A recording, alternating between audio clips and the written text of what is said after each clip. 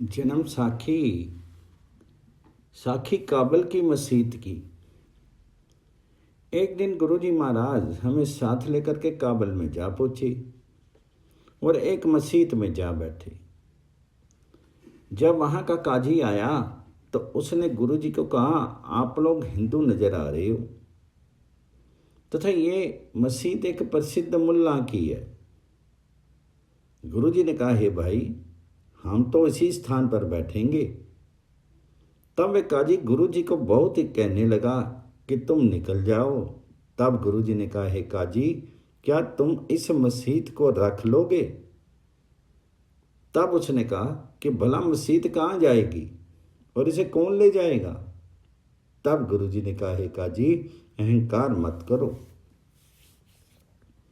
फिर उसी क्षण गुरुजी उस मस्जिद पर चढ़ बैठे और वह मस्जिद काबल के इर्द गिर्द चक्कर लगाने लगी। ये देख करके काबल निवासी हैरान हो गया। तब मस्जिद का स्वामी काजी भी आ गया। देख हर हैरान हो गया और कहने लगा, है मित्रों, ये तो कोई पहुंचा हुआ साधु कामल फकीर है और करामात का धनी है। ये कह करके कुछ आदमी साथ लेकर के और अपने हाथ बांध करके प्रार्थना करने लगा, हे खुदा के दोस्त, तुमको जिसने जन्म दिया वह धन्य माता है। उसकी दुहाई दे करके प्रार्थना करता हूं कि इस मस्जिद को खड़ी कर दो। फिर गुरुजी ने सबके सामने मस्जिद को खड़ी कर दिया। फिर तो सभी लोग गुरुजी के चरणों में जा गिरे। तब गुरुजी ने मुसलमानों को कहा कि तुम दाहिना पैर पूजो। ये सुनकर के गुरुजी ने अपने अवगुण कह करके अपने शिष्य किए, उन सब ने गुरुजी की आज्ञा का पालन किया तथा सबको कहा कि तुम सत्य नाम का जप किया करो। फिर आपने एक पवित्र शब्द का उच्चारण किया, मुल्ला दिल सो दिल ही मिलाव, तब भेद साहिब का पावे, खालक खसम खैर अर खूबी, इस दिल में तस्बी तोसा, दिल दे अंदर चढ़ी शरीनी, शक्कर खंड समोसा, दिल में तालब तीरथ किया, दिल में मोहम्मद जाना, दिल में हसरत हुसैन फातिमा, दिल ही में मौलाना, दिल में मैर मोहम्मद काबा, दिल में गोरस्तानी, हक हलाल दो दिल पीतर, खाई पान पछान पछानी, दिल में ज्ञान कथा अर पूजा, दिल में रसूलो, नानक खोजी दिल में खोजो, ता दरगाह पवी कबूलू। उपरोक्त शब्द का गुरुजी ने खालसा उत्तर दे करके उनको परम कृतार्थ किया। फिर गुरुजी ने अपनी सूरत शक्ल अजीब सी बना ली, जैसे कोई नीम बैरागी सा होता है। एक पैर में बड़ा सा जुत्ती का पैर पहना तथा एक पैर में खड़ावा और ऊपर एक भगवी चादर ओढ़ ली। एक चादर लक में बांध ली, सिर पर टोपी पहन ली, मस्तक पर तिल लगा लिया। तब अपने मन की मौज से इधर उधर घूमने लगी और गले में अंधवे रंग का चोला पहन लिया। गुरुजी को देखने वाले कुछ तो हिंदू कहते और कुछ मुसलमान समझते थे।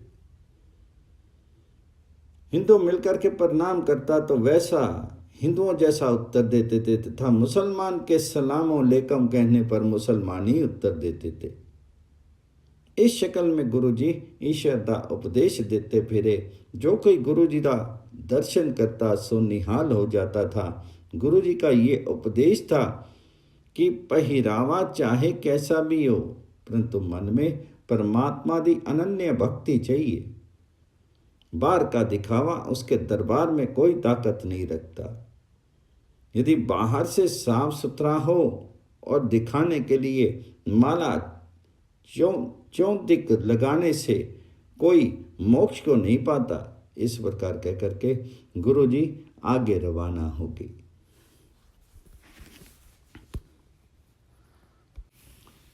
जन्म साखी साखी मूले खतरे की। साखी मूले खत्री की। गुरुजी फिरते फिरते एक दिन मूला नामक खत्री के घर जा पहुंची। मूले दी स्त्री ने गुरुजी को देखा तो भागकर भीतर चली गई। जाकर के पति को कहने लगी कि आपका एक दोस्त जिसका नाम नानक है वह बुरी हालत में आया। आगे तो घोड़ी पालकी पर सवार होकर के आता था और पोशाक भी अच्छी होती थी, परंतु आज तो ऐसे मालूम होता है जैसे किसी ने उसे लूट लिया और ऐसा मालूम होता है कि तुमसे कुछ मांगने के लिए आया है, अब तुम छुप जाओ। इतने में गुरुजी ने मूले को आवाज दी, तब मूला भीतर कोठरी में जा छुपा। अब गुरुजी ने उसकी स्त्री से पूछा कि बीबी जी मूला कहाँ है? तब उसने कहा मूला तो घर नहीं है। तब गुरुजी ने जोर से कहा, हे मूला, हम तो तुमको मिलने के लिए आए हैं और तू आगे से छिप कर बैठ गया। तब मूले के कर्तव्य पर एक श्लोक कहा, नाल किड़ाड़ा दोस्ती ऐबे करे गुआऊ, मरन न जापी मूलिया आवे कित्ते थाऊं। ये श्लोक उच्चारण करके गुरुजी पीछे लौट पड़े और आकर के बाहर बैठ गए। उधर मूला जब कोठरी में छुपने गया तब उसे वहां जाते ही सर्प ने काट खाया। भाग करके बाहर आकर के कहने लगा, हे भली लोग, वह साधु किधर गया है? वह कहने लगी, मैं तो बाहर चला गया। अब मूला बाहर की ओर चला, परंतु उसे अब जहर का विष चढ़ने लगा। अब मूले को एक चारपाई पर डाल करके गुरुजी के पास ले जाया गया। अब यह बात प्रसिद्ध हो गई, गुरुजी मिलने आए थे, परंतु मूला कोठरी में जा छुपा तथा वहां उसे सर्प ने काट लिया, जिससे उसकी मौत हो गई। फिर लोगों ने गुरुजी से फरियाद की, हे महाराज, मूले से भूल हो गई है, आप कृपा करके प्राण दान दीजिए। आप तो दयालु तथा काल के भी काल हो, यमराज तो आपका एक साधारण सा अनुचर है। तो गुरुजी ने कहा, हे मित्रों, मूला तो मर चुका है, सबके दल्ले की मुक्ति नहीं होती, परंतु इसकी मुक्ति अवश्य होगी। अंत समय इसने हमारा दर्शन किया, हम इसकी सद्गति जरूर करेंगे। अब तुम इसे शीघ्र घर ले जाओ। उस समय अंतिम श्वास थे। मूले को लोग घर ले आए, जहां आते ही उसके प्राण पखेरु उड़ गए, परंतु गुरुजी के वर से उसकी मुक्ति होगी। उधर लोग श्री गुरुजी का यश गायन करने लगे। फिर उसका अंतिम संस्कार किया गया। तब गुरुजी ने उन सब नर नारियों को श्री मुख से एक पवित्र उपदेश दिया और चल दिए।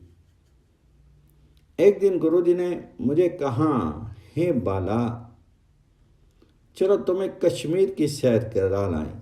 मैंने कहा, हे सर्वेश्वर, जैसे आपकी इच्छा। तब गुरुजी ने कहा, कश्मीर की धरती महात्मा कश्यप की बनाई हुई है। जैसे शिवजी ने काशीपुरी की रचना की है, जैसे सर्व तीर्थों में काशीपुरी उत्तम तीर्थ है, उस समय कश्मीर में अमरनाथ का स्थान सर्वोपरि माना जाता है। वहाँ शिव शंकर सदैव निवास करते हैं। ये कहकर के गुरु जी ने कश्मीर की यात्रा की तैयारी की। बोलो बाबा नानक देव की जय। जन्म साखी साखी पंजे साहब की। कश्मीर की ओर जाते जाते श्री गुरु जी ने सिंध नदी से 20 कोस की दूरी पर एक बड़ी भारी पहाड़ी के निकट जाकर के, जहाँ हसन अब्दाल नगर है, वहाँ कुछ बाहर की ओर अपना आसन लगा लिया। तब भाई मर्दाने को प्यास लगी। गुरु जी को कहने लगा, हे महाराज, पानी तो कोई नजर नहीं आता, परंतु मैं तो प्यास से व्याकुल हो रहा हूँ। गुरु जी ने मर्दाने की ओर देख करके कहा, हे भाई मर्दाना, वह जो सामने ऊंची पहाड़ी है उस पर एक मुसलमान फकीर जिसका नाम वली कंधारी है वो रहता है। उसके पास पानी है और निकट कहीं पानी भी नहीं है। उसके निकट जाकर के पानी की याचना कर, वह तुझे मुसलमान भाई जान करके पानी पिला देगा। मर्दाना कठिनता से वली कंधारी के निकट गया। उसने अपने लिए एक पानी का कुंड भर रखा था। मर्दाना ने हाथ जोड़ करके पानी मांगा। तब वली ने कहा, तू कहां से प्यास का मारा चला आ रहा है? इधर आने का पहले कारण बता। ये भी बता कि तुम्हारे साथ कौन कौन है और तेरा नाम क्या है। तब मर्दाने ने कहा, हे वली जी, हमारे साथ ही गुरु नानक देव जी महाराज हैं, जिनको हिंदू लोग सतगुरु मानते हैं और मुसलमान जिनको पीरों के पीर जानते हैं, वे हमारे साथ हैं। वे कश्मीर की ओर जाते जाते इस पहाड़ी के नीचे आकर के बैठ रहे हैं। मैं उनका मिरासी हूं। मेरा नाम मर्दाना है। मैं गुरु जी के साथ रहकर के शब्द गाया करता हूं। गुरु जी की उपमा सुनकर के वली चलकर कोयला हो गया। कहने लगा, हे मर्दाना, यदि तुम्हारा नानक इतना ही बड़ा है तो जहां बैठा है क्या वहां पानी नहीं मंगवा सकता? प्यासे को पानी देना पुण्य है, परंतु मैं तुझे पानी देने को तैयार नहीं हूं। अपने गुरु को जाकर के कहो, वह तुझे स्वयं पानी मंगवा कर देगा। मर्दाना अति दुखी होकर के वापस चला आया और गुरु जी को आध्योपति कथा सुनाई तथा कहा कि आपका यश सुनकर के वली बहुत दुखी हुए और पानी नहीं दिया। गुरु जी ने कहा, है मर्दाना, तुर्क तो तुर्क को भाई मानता है, तुम निम्रता से पानी मांगो। फिर मर्दाना वली के पास जाकर के कहने लगा, है पीर जी, मैं आपका इस्लामी भाई हूं, आप कृपया पानी पिलाओ। तो वली ने फिर क्रोध से कहा, हे मर्दाना, तुम गुरु की तारीफ तो बहुत करते हो, तो क्या उसमें एक प्यासे की प्यास बुझाने की भी ताकत नहीं है? उससे जल लो। भाई मर्दाना फिर वापस आ गया और प्रार्थना करेगा, हे महाराज, वह तो पानी नहीं देता तथा मेरे प्राण प्यास से निकले जा रहे हैं। तब गुरु जी ने कृपा करके अपने हाथ की लकड़ी उस पर्वत के ऊपर मारी। उसी क्षण उस पहाड़ी में से शीतल निर्मल पानी बहने लगा और उधर जो जल वली ने एकत्र किया हुआ था वह सभी उस पहाड़ में चला गया और कुंड सारे का सारा सूख गया। ये अवस्था देख करके वली कंधारी बहुत ही घबराया और कुपित होकर के एक महान शिला अपने तप के बल से नीचे की ओर लुढ़का दी। जिधर गुरु जी ने आसन जमा रखा था उधर ऊपर से शिला पहाड़ का टुकड़ा गिरा दी। वह शिला मार्ग के वृक्ष को तोड़ती तोड़ती नीचे की ओर चली आ रही थी। गुरु जी ने देखा तब अपना हाथ ऊंचा कर लिया। उस शिला में गुरु जी के हाथ की हथेली खुब गई तथा शिला उसी स्थान पर रुक गई। ऊपर से वली कंधारी ने सब कुछ देखा तथा शर्मिंदा होकर के देखने लगा तथा गुरु जी के महत्ता को मान गया। भागा भागा आया और गुरु जी के चरणों पर गिर करके प्रार्थना करने लगा। तब गुरु जी ने वली को कहा, है मित्र, पहले अहंकार त्यागो, तब तुम्हारा कल्याण होगा। इस प्रकार वली का तब हृदय शांत करके गुरु जी आगे की ओर रवाना हो गए।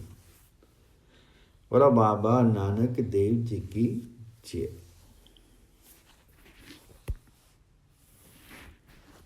जन्म साखी कश्मीर के पाली की। अब गुरु जी कश्मीर की अलौकिक मनोहर भूमि में जा पहुंचे। एक पर्वत पर गुरुजी ने आसन लगाया। गुरुजी को एक स्थान पर बैठे बैठे 12 दिन व्यतीत हो गए। किसी ने जल तक भी नहीं पूछा। 13वें दिन एक अयाली पशु चराता चराता आ गया और कहने लगा, आप कौन है? तब गुरुजी ने कहा, तुमको हम क्या नजर आ रहे हैं? उसने कहा, आप कोई भले पुरुष नहीं नजर आते, जो नगर से बाहर चोरों और डकैतों की भांति निवास कर रहे हो। यदि तुम साधु होते तो अवश्य किसी नगर में जाते। तो गुरुजी ने कहा, है भाई, भले ही हमको कोई हो, आप अपने घर को जाओ, हमसे उलझने का कोई भी लाभ नहीं है। परमात्मा इधर ले आया तो हम इधर आ गए। तब अयाली ने हंस करके लौटना चाहा, देखा तो सारा ही अयाल इज्जड़ पड़ा हुआ है, मरा पड़ा है। अब हैरान होकर के लगा, जा खुदा, ये अभी अच्छे भले थे, अभी अभी इनको क्या हो गया? तब उसे ज्ञान हुआ। कहने लगा, ये सब उसी फकीर की करनी का फल है। अब मैं उस साधु के निकट जाकर के अपनी भूल की क्षमा करवाऊंगा, नहीं तो मेरा बुरा हाल होगा, क्योंकि जिनके पशु हैं वे मुझे क्या कहेगा और मेरी औलाद का पालन पोषण किस प्रकार होगा। ये विचार करके कश्मीरी ने आकर के गुरु जी के चरण पकड़ लिए और क्षमा की प्रार्थना करने लगा। गुरु जी ने कहा, हे भाई, अब क्या बात है? तब उसने कहा, हे दयालु, मेरा गुजरान दुम्बे चिरा चिरा कर ही होता है। मेरे दुम्बे अभी अच्छे भले थे, जब मैंने आपका दीदार किया, जाकर देखा तो सभी मरे पड़े थे। अब मैं घर जाऊं तो दुम्बों का मालिक मेरा बहुत ही बुरा हाल करेगा। अब मैं निराश होकर के आपकी शरण आया हूं। आप उस परमात्मा के प्यारे हैं तथा दयावान हैं। अब आपकी कृपा करो। उसका गिड़गिड़ाना देख करके दयालु गुरु जी के मन में दया आ गई। कहने लगे, हे भाई, तू प्रत्येक दुम्बे के कान में धन श्री वाहे गुरु ये शब्द कहो। जब अयाली ने इसी प्रकार गुरु जी की आज्ञा पालन की तो एक एक दुम्बा उठ करके चरने लगा। इसी प्रकार वह सावधान हो गए। अयाली हैरान होकर के गुरु जी के चरण पकड़ करके कहने लगा, हे अंतर्यामी, आप मेरे पर मेहर करो। फिर वह अयाली सारी रात गुरु जी की सेवा में ही रहा। उधर दूसरा दिन निकल आया। इज्जड़ के मालिक ने सोचा कि कल का इज्जड़ गया हुआ अभी तक नहीं लौटा, चलकर पता करूं। उसने वहां आकर के देखा तो दुम्बे चल रहे हैं और अयाली गुरु जी की सेवा में लगा हुआ। उसने भी गुरु जी को प्रणाम किया। गुरु जी को रब्बी मस्ती में मस्त देखा तथा अयाली भी मस्त देखा। उसने गुरु जी से कहा, हे महाराज, ये अयाली और दुम्बे सभी रात्रि के समय घर पर आ जाया करते थे, परंतु इस रात्रि को नहीं आए। मैं इसकी भाल करके इधर आ गया हूं। इस बहाने मुझे आपके पवित्र दर्शन होंगे। तब अयाली ने कहा, हे ये जो संत जी हैं, ये तो साक्षात ईश्वर का रूप है। परमात्मा इनके हाथ में हैं। शायद आपको कोई संदेह हो, यदि हो तो मेरी बात सत्य मानो और यकीन करो। उसने कहा कि हे अयाली, तू जो इस संत की स्तुति करते हो, सो तुमको ये ज्ञान किस प्रकार है? तब अयाली ने सारी बात आद्योपांत सुनाई, जिस प्रकार वह गुरु जी के निकट आया और कहा कि तुम कोई चोर या डाकू हो, फिर दुम्बों का मरना, फिर जीवित होना, सभी बात विस्तार से कही। तब गुरु जी ने कहा कि अब तुम अपने दुम्बे ले जाओ। तब वे अपने पशु ले गए। अब सारे नगर में ये चर्चा होने लगी कि ये जो साधु है वह परमेश्वर का ही रूप है, और यहाँ के लोग उनको पानी तक भी नहीं पूछा। तब सभी लोग गुरु जी के चरणों में आ पड़े और क्षमा प्रार्थना करने लगे। हे महाराज, हमने आपकी सेवा कुछ भी नहीं की, हमें बहुत ही पापी और अधम है, आप दयालु हो, हम आपके बच्चे हैं। माता पिता और गुरु हमेशा संतान पर कृपा करते हैं, सो आप कृपा करो। तब दयालु गुरु जी ने उनकी बुराई क्षमा कर दी और उनका उत्तम उपदेश दिया तथा नाम जपने का पवित्र उपदेश दिया और उनको नेक रास्ते पर डाला। वह सभी गुरु जी के शिष्य बन गए। एक साधु कश्मीर में निवास करता था। उसने गुरु नानक देव जी महाराज की स्तुति सुनी। उसने गुरु जी के दर्शन की लालसा की। उस पंडित के गले में शालग्राम की प्रतिमा थी तथा पूजा का सामान सदैव उसके बगल में रहता था। वह कट्टर सनातन धर्मी हिंदू साधु था। उसने श्री गुरु नानक देव जी महाराज को राम राम कहकर के एक आसन पर बैठ गया।